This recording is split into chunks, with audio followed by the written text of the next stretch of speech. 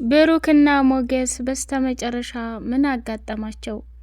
ዝና የሚባል ሰውዬ እንግዲህ እንደፎከረውና ለነሱ እንዳስፈራራቸው መሰረት ሉላን እና ዳጣን በር ቆርቁሮ አንገታቸውን ሲጥ አድርጎ ነው የተኮሰባቸው። ብሩክ የሉላ መታገት ከዝና ጋር ገንዘብ አገኛለሁኝ የሚል አሳብ ይዞት ሞገስ ባዘዘው መሰረት ሉላን አግተው ወደ ብሩክ ቤት አምጥተው እንደገና ደግሞ ዝና ይመጣብናል ብለው ፈርተው ወደ ሌላ ቤት አስቀምጠው ዝናን ጋር ጦርነት ለመቅጠም ወሰኑ። ዝና ደግሞ በስልክ ደወለና አንተ ቦቅቧቃ እኔ ዝና መሆኔን አይተህ አታውቅም። በሉላ አስፈራርተህ ገንዘብ ልትቀበለኝ ከሆነ ተሳስተሃል። ሞገስ እመነኝ፣ በህይወት እያለሁኝ ሉላ ያንተ ልትሆን አትችልም። ሉላ የኔ ሚስትና ሚስት ብቻ ናት። እገባህበት ገብቼ አንገትህን ነው ምቆርጥልህ ብሎ አስፈራራው። ሞገስም ደግሞ ተብሩክ ጋር ስለሆነ ስማ አንተ አውሬ፣ የፈለከውን መሆን ትችላለህ። እስከ ዛሬ ድረስ ሉላ ሳትፈልግና ሳታፈቅርህና ሳትወድህ የኖረችበት ጊዜ ይበቃል። ካሁን በኋላ እሷ የኔ ናት። መጨረሻው እንደገና ብሩኬ ስልኩን ተቀበለና ስማ ዝና፣ እኛ ሉላን ምንም ነገር አንፈልግም፣ ግን ማህሌት ክሱን እንድታነሳና የታሰረችውን ቅድስትን እንድታስፈታት ብቻና ብቻ ነው የምንፈልገው። ይሄንን ካደረጋችሁ ምንም ሳትሆን ሉላን እንለቃታለን ብሎ ሀሳብ ሰጠ። ማህሌት እንግዲህ የብሩኬ መኖሪያ ቤትን መራቸውና ዝናም ሰተት ብሎ ወደ ብሩኬ ቤት ገብቶ ቁም ሳጥኑ ሳይቀር እየፈለገ ነበረ። ሉላን ግን ማግኘት አልቻለም። ብሩክ እጅግ በጣም ለምሳሌ ማሳከሚያ መንገድ ይሆነኛል ብሎ ሳይፈልግ ከሞገስ ጋራ ሆኖ ዝናን ከባድ ጦርነት እንደገጠመው እያየነው ነው። ዳጣ በጣም ነው ያሳዘነችኝ። የህይወት ታሪኳን በሙሉ ለሉላ እየነገረቻት ስታለቅስ ነበር።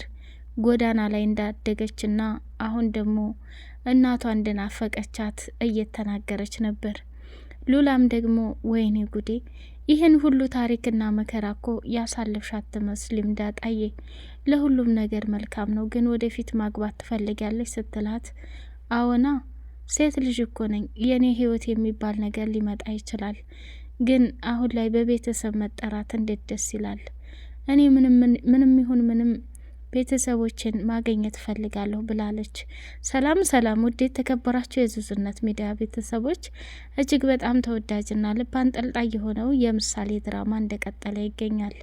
ምሳሌ ድራማ እጅግ በጣም ብዙ ነገር ተምረናል። የአባትነት ጥግን ተብሩክ አይተናል። ቅድስት ደግሞ ለብሩክ ስትል እንግዲህ ዋጋና መስዋዕትነት እየከፈለች ነው። እሱ ምንድነው እስር ቤት ገብታለች ማለት ነው። ታዲያ ብሩክ ቅድስት እስር ቤት ከገባችለት ከሀገር ይዞቶ ልጁን አያሳክምም እንዴ? ሞገስ በእናቴ ስም ያሉ ንብረቶች አሉ፣ እሱን እሰጥሃለሁኝ አማራጭ ታጣን እያለ እያጓጓው ነው ማለት ነው። ታዲያ ለምንድን ነው የማይሰጠው? ማለት እንግዲህ በረኪና ልትጠጣ ስትል ያዳነቻትና ያተረፈቻት ኤፍራታ ብትሆንም በስተ መጨረሻ ከዝና ጋር ስትገናኝ ይሄ ቀላል ነገር ነው፣ ምንም ነገር አትፍሪ፣ እኔ የሚዲያ ይሄ ኮተታ ኮተት የሚታይ ቦታዬም አይደለም፣ እኔ ዝና ሰው ስለሚፈራኝ ነው እዚህ የደረስኩት። ማህሌት በህይወት ጉዳይሽ ላይ ስትኖሪ ሰው ለሰው ፍራቻ ከኖርሽ መቼም ቢሆን ትልቅ ደረጃ ላይ ልደርሽ አትችም ብሎ አላት። እኔ ምልህ ዝና፣ አሁንስ ቃል የገባህልኝን ነገር ታረግልኛለህ ወይ አለችው። ምንድነው እሱ? ቤቱን በስምሽ አዞርልሻለሁ ብለሃል እና መቼ ነው? እኔ ቃሌን አላጥፍም፣ ግን አሁን የኔ ሚስት ሞገስና ባልሽና ውሽማሽ ደብቀውብኛል፣ ስለዚህ እሷን ማግኘት አለብኝ ብሎ ሲላት እንግዲያውስ አንድ አማራጭ ልስጥህ። ሚስትህን ለማግኘት ከፈለክ የብሩኬን ልጅ ምሳሌን አግተህ ማሰቃየት አለብህ። በልጁ ፈጽሞ ድርድር ስለሌለው ልጁን ስላገትክበት ሉላን ሚስትህን ይለቅልሃል ብላ ሀሳብ ሰጠችው። ይሄ የጅል ሀሳብ ነው። እኔ ህጻን ልጅ ለምን አግታለሁኝ? ከፈለገ ራሱ መጥቶ እንዲፋለመኝና እንዲማጎተኝ ነው የምፈልገው። ምንም ቢሆን እኮ ሉላ ባለትዳር ናት። እንዴት ባለትዳር አማለውና አማቅጠው ይወስዳሉ ብሎ ተናደደ። ሉላ እንግዲህ ከዝና ጋር ያሳለፈችውን ታሪክ ለዳጣ እየነገረቻት ነበር። ዳጣ ደግሞ እውነቴን ነው ምልሽ ሉላዬ፣ እውነት ሞገስ እኮ በጣም ነው የሚወድሽ አለቻት። ሞገስ ከልጅነት ጀምሮ እጅግ በጣም ምስኪንና የዋህ ሰው ነው። ብታዩ እውነተኛና ታማኝ ነው። እሱ ነው እንዴ ታማኝና እውነተኛው ብላለች ዳጣ። ለምን ከማህሌት ጋር የተኛውን ቪዲዮ ስላየች ያንን ነው እያስታወሰች ያለችው ማለት ነው። ሞገስ እንግዲህ ሉላ ጋር አብሮ ጊዜ እያሳለፈ ስለሆነ በጣም ደስ ብሎታል። ለሷም ደግሞ ከባድ ቃል ገብቶላታል። አሁን ለምሳሌ መታከሚያ ሉላን መጠቀሚያ እያረጓት መሆኑን ብታቅ ምን ይሰማታል? ዝና አሁን ላይ እውነት ለመናገር በር ሲቆረቆር በጣም ደንግጠው ነበረ።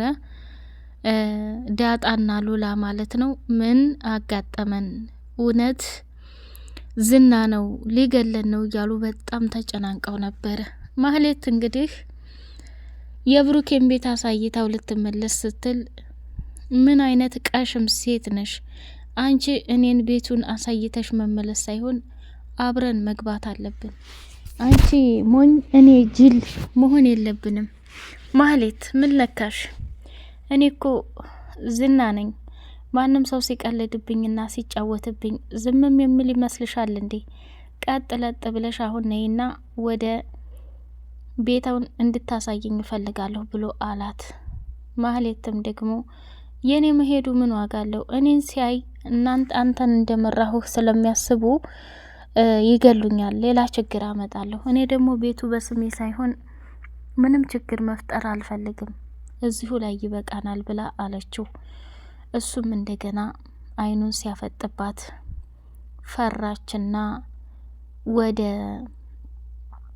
ብሩክ ቤት አመራች ማለት ነው። ብሩክ ቤት ካመራች በኋላ በር ላይ ተገትራ እሱ ደግሞ በየክላሱ እየገባ ሉላ እዚህ ቤት እንደሆነች አውቄያለሁ፣ ጠረኗ ሁሏ ነገር ሸቶኛል። ምንም ይሁን ምንም ሉላን ሌላ ቦታ ላይ ደብቀዋታል። እኔ ከቤት እስከመውጣት ድረስ ብሩክና ሞገስ እንደወሰዷት እርግጠኛ ነኝ ብሎ ሲላት፣ በቃ እንደዛ ከሆነ አሁንም በድጋሚ አማራጭ ብዬ የምሰጥህ ልጁን ማገት ነው። ከዛ ወዳ ሁሉም ነገር በእጅ ይሆናል ብላ አለች። ሞገስ እንደ አማራጭ ይዞታል። አሁን እውነት ምሳሌን አግቶ ሊያሰቃያት ነው? አረ በጣም ያስፈራል እውነት ለመናገር። ሉላንና ዳጣንስ ያገኛቸው ምን ሊያደርግ ነው? እንደው የማህሌት ምክር በስተመጨረሻ እውነት ይሄ ዝና የሚባል ሰው እንደው አግቶ እሷን እንደው ባሰቃያትና ልክ ልኳን በሰጣት በጣም ነበር ደስ የሚለን። አሁንም ቢሆን ስለ ሀብትና ስለ ንብረት ነው እየተጨነቀች ያለችው። ብሩክም ደግሞ እንግዲህ ቆርጦ ተነስቶ ከሞገስ ጎን ሆኖ የዝናን ሚስት አግቶ እንዲሁም ደግሞ ለልጁ መታከሚያ ገንዘብ ስለሚፈልግ የሚሆነው ግራ ገብቶታል። ሞገስ አሁን ላይ ሳስበው ለራሱ ጥቅም እንጂ እውነት ለብሩክ አይመስልም። አንዳንዴ መልካምነቱን ሁሉን ስናይ ምንም ችግር የለበትም። በቃ ለሉላ ግን በጣም ስለሚወዳትና ስለሚያፈቅራት መጨረሻ ላይ አሳልፎ ላለመስጠትም ቃል ገብቶላታል። እሷም ቢሆን ከሞገስ ጋር ቃል ተግባብታለች ማለት ነው። ዳጣ እንግዲህ የህይወት ታሪኳን እያወራች ጎዳና ላይ ምን እንዳሳለፈችና የስቃይ አይነቶችን እንዳስተናገደች እየነገረቻት ነበር። መደፈር እንዳለ፣ መሰቃየት አለ፣ እራቡ፣ ጥማቱ። እኔ እኮ አሁን ሰው የሆንኩት ሞገስንና ብሩኬን ካገኘሁኝ ወደዚህ ነው። እውነት ጩጬዋ እንድትታከም እፈልጋለሁ። አሁን ብሩክን ስለምታፈቅረውና ስለምትወደው በቃ ቅድስት መስዋዕትነት እየከፈለች ትገኛለች። እስር ቤት የገባችው ብሩክ እንዳይታሰር ልጅቱን እንዲያሳክም ነው። እንግዲህ ምሳሌንም ደግሞ ወደ አክስቷ ቤት ወስዶ ይህን ነገር እያደረገ ይገኛል። ሞገስም ደግሞ ምሳሌ ወደ አክስቷ ቤት መሄዱ በጣም ጥሩ ነው። ምክንያቱም ሞገስ እንዳጋጣሚ ቢመጣ ልጅቱ ላይ ይደነግጣል። ዳጣ ሉላን ሊያስመልጡ ሲሄዱ በጣም ፈርታ ደንግጣ ነበረ። በመጨረሻ ደግሞ የሁለቱም ፍቅር ስታይ በጣም ደስ አላት አንድ ላይ መሆናቸውን። ብሩክም ደግሞ ለሞገስ ቃል ገብቶለታል። የምሬ ነው ምልህ ጓደኛዬ፣ እንደው ልጅ ትታከምልኝ እንጂ አንተ በምንም አይነት ሁኔታ ከሉላ ጋር አትለያዩም። ዝናም ቢሆን እሷም ቢሆን ፍርድ ቤት ከሳ በቃ ከማይወዳትና ከማያፈቅራት ሰው እንዲሁም ደግሞ እሷ ከማትወደውና ከማታፈቅረው ሰው መኖር እንደሌለባት መናገር አለባት ብለው ተመካከሩ። እንግዲህ አቶ ዝና የሚባል ሰውዬ ሉላን በቃ አርግዢ፣ ውለጂ፣ ብቻሽ እንድትሆኝ አልፈልግም፣ ልጅ መውለድ እንፈልጋለን እያለ እየጨቀጨቃት ይገኛል። እሷም ደግሞ ከመቼ ወዲህ ነው እንደዚህ የምትለው? አንፈልግም እያልክ ስታሰቃየኝ አልነበር እንዴ? አሁን ላይ እኔ ማርገዝ አልፈልግም እያለች አለችው። እንግዲያውስ ማርገዝ እንደማትፈልጊ እንዴት እንደሆነ አሳይሻለሁ። አንቺ የእኔ ብቻና ብቻ ነሽ። እዛ ደሃ ዘንድ አይኔ እያየ እንድትሄጂ አልፈልግም ብሎ አላት ማለት ነው። ውድ የዝዙነት ሚዲያ ቤተሰቦች የምሳሌ ድራማ እጅግ በጣም ተወዳጅነትን ያገኘ ልዩ አስተማሪ ድራማ ነው። በቀጣይ ፓርት እስከምንገናኝ አሰላሙ አሌይኩም ወራህመቱላሂ ወበረካቱ።